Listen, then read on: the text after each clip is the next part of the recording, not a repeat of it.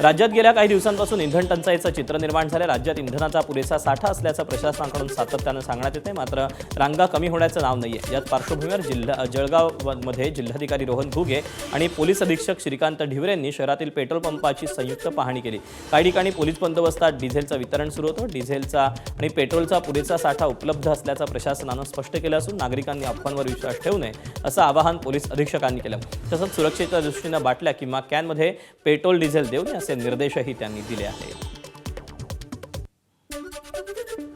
जिल्ह्याचा जर विचार केला आपण सगळीकडे स्टॉक पर्याप्त मात्रेमध्ये आणि येणारही स्टॉक पर्याप्त मात्रेमध्ये आहे। नागरिकांना माझं आव्हान असेल की आपण घाबरून जाऊ नये, पॅनिक होऊ नये, पॅनिक बाईंग करू नये आणि कुठल्याही खुल्या कंटेनर्समध्ये देखील डिझेल पेट्रोल आपण घेऊन जाऊ नये। ते सेफ नाही आहे। अत्यंत कुठली परिस्थिती जर अशी असेल की कुठे गाडी बंद पडलेली असेल तर तिथे सेफ कंटेनर्स आहेत, त्या सेफ कंटेनर्सच्या द्वारेच हा पुरवठा घेण्यात यावा। आपल्याकडे अतिशय एक्सेस स्टॉक आहे, ट्रान्झिटमध्ये देखील आपल्याकडे स्टॉक आहे। त्याच्यामुळे अतिशय नम्र विनंती सगळ्यांना की कोणी स्टॉक करू नये, पॅनिक सिच्युएशन तयार करू नये आणि आपल्याकडे अतिशय नॉर्मल सिच्युएशन आज प्रत्येक पेट्रोल पंपावर आहे। ज्या 10 ठिकाणी डिझेलची कमतरता आहे तिथे देखील ट्रान्झिटमध्ये आहेत आपल्याकडे आणि तो देखील आज स्टॉक आपण संपूर्ण भरणार आहोत। कॅन घरून घरी साठवणूक करू नये। आपण ॲम्पल फॉर्मॅटमध्ये आपल्याकडे पेट्रोल डिझेल अवेलेबल आहे, त्याच्यामुळे या पर्यायाचा कोणीही वापर करू नये। आपण पेट्रोल पंपावरच पेट्रोल आणि डिझेल न्यावी अशी सर्व नागरिकांना एक विनंती आहे। वाशिम जिल्ह्यात सलग 10व्या दिवशी इंधनाचा तुटवडा। एकीकडे जिल्हा प्रशासनाकडून 7.5 लाख लिटर इंधन साठा उपलब्ध आहे। साठेबाजी करू नका असं आवाहन प्रशासनाकडून करण्यात येते। मात्र वाशिम जिल्ह्यात सलग 10व्या दिवशी पंपांवर डिझेल नसल्यानं शेतकऱ्यांवर भटकंती करण्याची वेळ आलेली आहे। परभणी जिल्ह्यात सलग 9व्या दिवशी डिझेल टंचाईचं चित्र आहे। जिल्ह्यातील अनेक पेट्रोल पंपांवर डिझेल उपलब्ध नसल्यानं वाहन चालक, शेतकरी तसंच माल वाहतूक व्यावसायिकांना मोठ्या अडचणींचा सामना करावा लागतोय। अनेक पंपांवर नो स्टॉकचे फलक झळकत असून डिझेलसाठी नागरिकांची भटकंती सुरू आहे। जिथे डिझेल उपलब्ध आहे तिथे वाहन आणि कॅन घेऊन नागरिक रांगेत उभे आहेत। सरकारनं तात्काळ डिझेल पुरवठा सुरळीत करून देण्याची मागणी शेतकऱ्यांसह सर्वसामान्य नागरिक करत आहेत। सगळा भारत देश शेतीवर चालतो। शेतीवर चालत असून शेतकऱ्याची अशी परेशानी आज की आज डिझेलसाठी रांगा लागल्यात, कॅन घेऊन यावं लागल्यात, वाहनं रांगा लागल्यात। त्या गोष्टीकडे शासनाने थोडं लक्ष करायला पाहिजे, कारण की डिझेल ही जीवनावश्यक वस्तू झालेली आहे प्रत्येकाचीच। कारखानदाराला पुरवत आहे पण शेतकऱ्याला का पुरवत नाही हे माझा प्रश्न आहे। डिझेल काय भेटत नाही। डिझेल इकून तिकून द्यायला लागले तर 2000 रुपयाचं डिझेल देतात। तर आता सगळी शेती ट्रॅक्टरवर आहे आमची, रोटर, नांगर, पेरणी, आणि गव्हर्नमेंट म्हणते डिझेलचा साठा भरपूर आहे, त्याची काही काळजी करू नका। मग एवढ्या रांगा का लागायल्या? तर आम्हाला आमची विनंती अशी आहे गव्हर्नमेंटला की आम्हाला डिझेल व्यवस्थित भेटायला पाहिजे, रांगेमध्ये उभं राहायची गरज पडू नये आमचं। राज्यामध्ये पेट्रोल आणि डिझेलचा साठा मोठ्या प्रमाणात आहे, त्यामुळे कुठल्याही अफवांवर विश्वास ठेवू नका असं आवाहन राज्याचे कृषी मंत्री दत्तात्रय भरणे यांनी केलं। शेतकऱ्यांनी घाई गडबड करू नये, ज्यावेळेस पेट्रोल डिझेल लागेल त्यावेळेसच घ्यावं, उगाच साठवणूक करू नये असं ते म्हणाले। कृषी मंत्री भरणे पंढरपूरमध्ये विठ्ठल दर्शनासाठी आले होते। त्यावेळी माध्यमांशी बोलताना त्यांनी राज्यात धो-धो पाऊस पडू दे, हवामान खात्याचा अंदाज चुकीचा ठरून समाधानकारक पाऊस पडावा असं साकडंही त्यांनी विठुरायाला घातलं। पेट्रोल डिझेलचा साठा या राज्यामध्ये भरपूर प्रमाणामध्ये आहे, त्यामुळे विनाकारण काही गडबडपणे त्या अफवावरती विश्वास ठेवू नका। राज्याचे मुख्यमंत्री देवेंद्र फडणवीस साहेबांनी पण आपल्या सगळ्यांना विनंती केली आहे। ही शेतकऱ्यांना विनंती करतो, अजिबात काही गडबड करू नका। पेट्रोल डिझेल आपल्या राज्यामध्ये त्याचा जो साठा आहे तो व्यवस्थित आहे, त्यामुळे कुणी गडबड न करता पेट्रोल डिझेल ज्यावेळेस आपल्याला लागेल त्याच वेळेस घ्या। भंडाऱ्याच्या लाखनीमध्ये भारत गॅस एजन्सी समोर भरउन्हात नागरिकांच्या रांगा लागल्या। त्यानंतर काँग्रेस नेते नाना पटोले यांनी सरकारवर निशाणा साधला। पंतप्रधान नरेंद्र मोदी यांच्या चुकीच्या धोरणांमुळे देशातील जनतेला पुन्हा एकदा रांगेत उभं राहावं लागत असल्याचा आरोप काँग्रेस नेते नाना पटोलेंनी केला। तर नाना पटोलेंचं पक्षात कोणी ऐकत नाही, त्याचा राग आमच्यावर का काढता असा टोला देवेंद्र फडणवीसांनी लगावला। डिझेल नाही, पेट्रोल नाही, गॅस नाही, लोकांच्या लाईनी पेट्रोल पंपावर आपण पाहतोय, मोटरसायकलच्या असतील, ट्रॅक्टरच्या असतील। त्यामुळे जनतेला कायम लाईनमध्ये ठेवायचं, स्वतः सुख भोगायचं आणि जनतेला दुःखात ठेवायचं, हेच भारतीय जनता पार्टीचं आणि नरेंद्र मोदींचं त्यांचं त्या पद्धतीची पद्धत राहिलेली आहे आणि त्यामुळे देशातली जनता हा त्रास भोगताना आपण पाहतोय। नागरिकांना नरेंद्र मोदी हे रांगेमध्ये लावेल ज्या प्रकारे डिझेल टंचाई आहे. साहेब नाना भाऊंना म्हणा, आता पक्षामध्ये कोणी तुम्हाला विचारून नाही राहिलं, एक अध्यक्ष देखील तुमच्या बाजूने होत नाही आहे, त्याचा राग आमच्यावर कशाला काढता? लातूर नीट पेपर फुटी प्रकरणात सीबीआयच्या ताब्यात असलेले आरसीसी कोचिंग क्लासेसचे संचालक शिवराज मोटेगावकरांचा आणखी एक धक्कादायक व्हिडिओ व्हायरल झाला. या व्हिडिओमध्ये मोटेगावकर क्लासमधील विद्यार्थ्यांवर तांब्याच्या भांड्यातील पाणी गवताच्या साहाय्याने शिंपडताना दिसले. तुम्ही एम्समध्ये लागणार असा दावा करत असल्याचा हा व्हिडिओ आहे. हा व्हिडिओ सध्या व्हायरल होत असून विविध स्तरातून संमिश्र प्रतिक्रिया समोर येत आहेत. विद्यार्थ्यांच्या भविष्याशी संबंधित गंभीर प्रश्न उपस्थित असताना अशा प्रकारच्या कृतीमुळे मोटेगावकर अंधश्रद्धेसारख्या गोष्टींचा आधार घ्यायचे का असा सवालही उपस्थित होतोय. नीट पेपरफुटी प्रकरणात सीबीआयकडून शिवराज मोटेगावकरला अटक करण्यात आली. दरम्यान मोटेगावकरकडे कोट्यवधी रुपयांची संपत्ती असल्याची माहिती समोर आली. ही संपत्ती नेमकी कशी खरेदी करण्यात आली आणि त्यासाठीचा पैसा कुठून आला याचा तपास यंत्रणांकडून केला जातोय. राज्यात अनेक ठिकाणी शिवराज मोटेगावकरच्या मालमत्ता असल्याच्या जी माहिती आहे ती देखील समोर येते. त्यामध्ये पुण्यातील वारजे परिसर, बंगळुरू मुंबई महामार्गालगत असलेली 51 गुंठ्यांची प्रॉपर्टी विशेष चर्चेत आहे. शिवराज मोटेगावकरची पुण्याच्या वारजे परिसरातील 51 गुंठ्यांची मालमत्ता चर्चेत आहे. 2023 मध्ये मोटेगावकरनं ही जागा खरेदी केली. सध्याच्या बाजारभावानुसार या 51 गुंठ्यांच्या जागेची किंमत कोट्यवधी रुपयांमध्ये आहे. काय नक्की झालेलं होतं 2023 साली मोटेगावकरांनी ही जागा विकत घेतली हो. त्याच्यानंतर मग थोड्या दिवसानंतर त्यांनी हा रस्ता बंद केला 2 बाजूने. आणि मग लोकांची अडचण झाली जाण्या येण्याला. मग तिथं 20 फुटी रस्ता करून दिला कॉन्क्रीटचा. मग तिकडनं जा म्हणे तुम्हाला असा इकडनं रस्ताच नाही वगैरे असं सांगितलं त्यांनी. मग आम्ही कोर्टात नाही गेलो पण महानगरपालिकेकडे गेलो.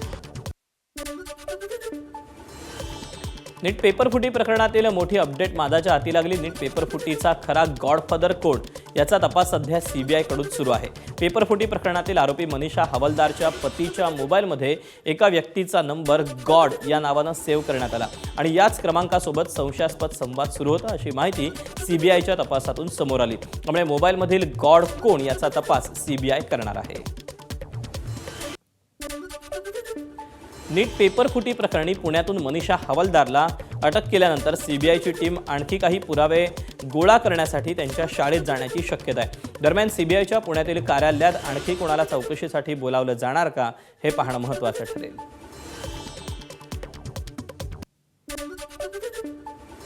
भौतिकशास्त्र विषयाच्या प्रश्नमंजुषा असलेल्या नोट्स आरोपी मनीषा हवालदार हिनं जाळून नष्ट केल्याची धक्कादायक माहिती सीबीआयच्या तपासातून समोर आली.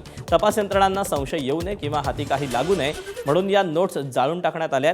हवालदारनं मनीषा मांढरेसोबत केलेलं चॅटिंग सुद्धा डिलीट केलं. मनीषा हवालदार आणि मनीषा मांढरेमध्ये व्हॉट्सॲप चॅट झाले होते, त्याचे मेसेज डिलीट करण्यात आले. विशेष म्हणजे हवालदारनं पतीच्या फोनवरून सुद्धा मनीषा मांढरेला प्रश्नमालिका पाठवल्याची माहिती ही सीबीआयच्या तपासातून पुढे आली. नीट पेपरफुटी प्रकरणी आरोपी शुभम खैरनारला 6 जूनपर्यंत न्यायालयीन कोठडी सुनावण्यात आली. दिल्लीत सीबीआयनं आरोपी शुभम खैरनारला राऊज एव्हेन्यू कोर्टात स्पेशल जज रुची अग्रवाल असरानी यांच्यासमोर हजर केलं. कोठडी संपल्यानंतर सीबीआयनं न्यायालयीन कोठडीत पाठवण्याची विनंती केली होती. त्यानुसार सीबीआयच्या कोर्टानं हा निर्णय घेतला. पुढील वर्षभरानंतर मोदी सरकार कोसळेल आणि मोदी 1 वर्षानंतर पंतप्रधानपदी राहणार नाहीत असा मोठा दावा लोकसभेचे विरोधी पक्षनेते राहुल गांधी यांनी काँग्रेसच्या बैठकीत केला. सूत्रांनी दिलेल्या माहितीनुसार देशातील हिंदू मुस्लिम राजकारण संपणार असून गरिबी आणि श्रीमंती हा देशातला सर्वात मोठा मुद्दा राहील. तसंच महागाई हाही सर्वात मोठा मुद्दा राहणार असल्याचं राहुल गांधी म्हणाले. पुढील वर्षभरानंतर सरकार कोसळेल राहुल गांधींच्या या दाव्यावर भाजपचे खासदार संबित पात्रा आणि मुख्यमंत्री देवेंद्र फडणवीस यांनी त्यांचा चांगलाच समाचार घेतला. राहुल गांधींना देशात अराजकता माजवायची त्यामुळे ते असं वक्तव्य करत असल्याची टीका संबित पात्रांनी केली. आज पूरे विश्व में वैश्विक स्थिति बनी हुई है एक युद्ध के कारण, किंतु फिर भी आज हिंदुस्तान का पीठ मजबूत है.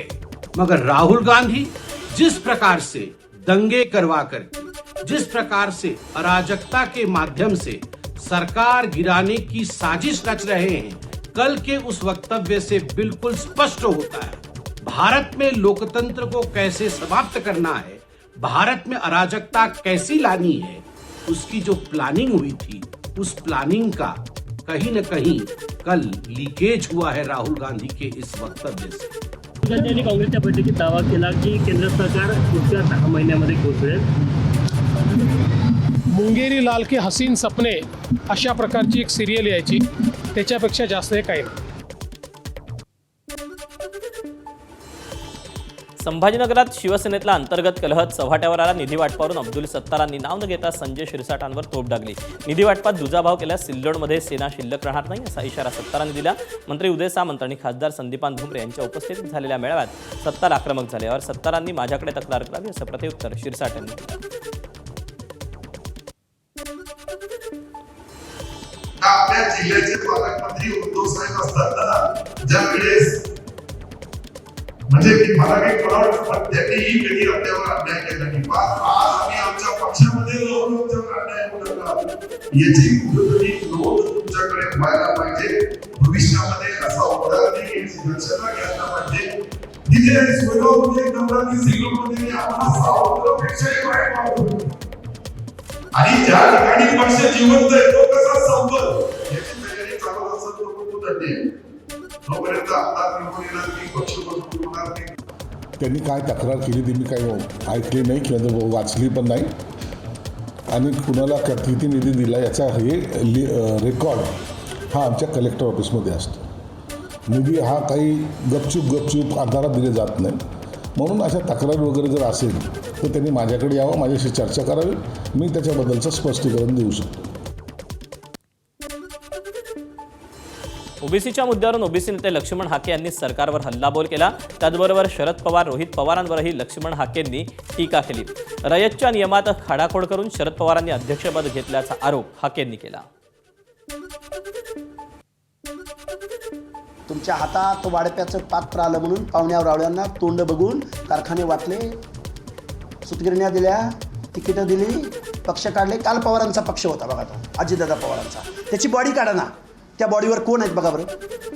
पवार प्रायव्हेट लिमिटेड कंपनी, रयत शिक्षण संस्था. काल परवा ते रोहित पवार नावाचं बांडगुळ, त्याला उत्तर विभागाचा रयत शिक्षण संस्थेचा अध्यक्ष शरद पवारांनी केला.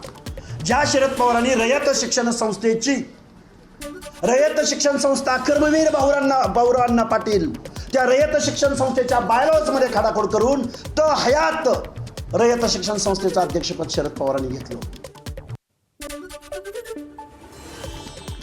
पुण्याच्या विधान परिषदेच्या रिक्त जागेवर आमचा दावा कायम आहे आणि महायुती म्हणून आम्ही निवडणुकीला सामोरं जाणार आहोत असं स्पष्टीकरण सुनील टिंगरेंनी दिलं.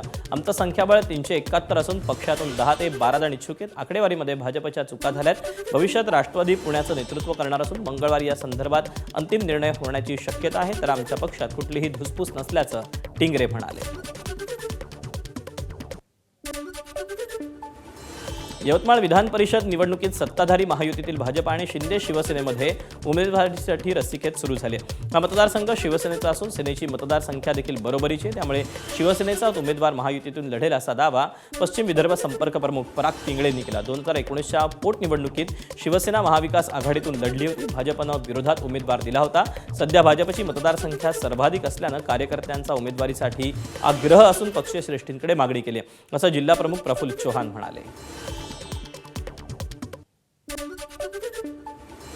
वाशिम नगरपालिकेत ठाकरेंच्या शिवसेनेला भाजपनं मोठा धक्का दिला. ठाकरेंच्या शिवसेनेच्या 8 नगरसेवकांनी भाजपात प्रवेश केला. विधान परिषद निवडणुकीच्या पार्श्वभूमीवर हे प्रवेश महत्त्वाचे मानले जात आहेत आणि यामुळे भाजपची ताकदही वाढल्याचं बोललं जात आहे.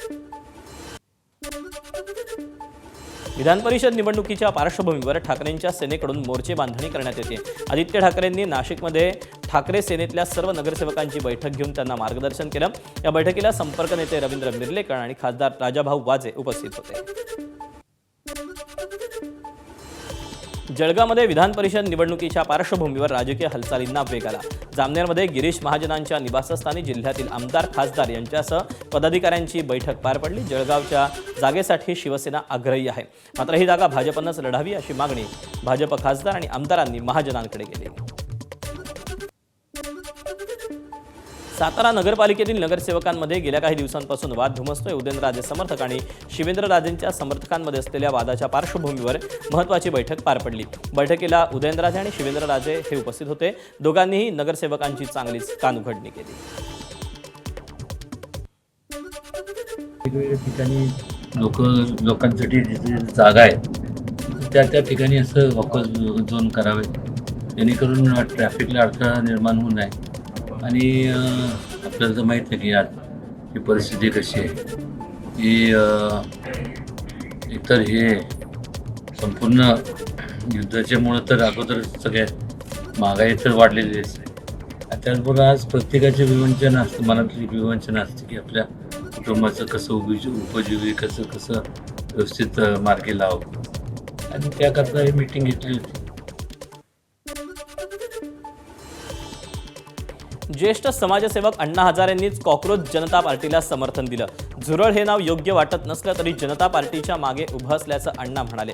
युवा शक्ती ही राष्ट्रशक्ती आहे, तिच्याकडे दुर्लक्ष करून चालणार नाही असंही अण्णा हजारे म्हणाले.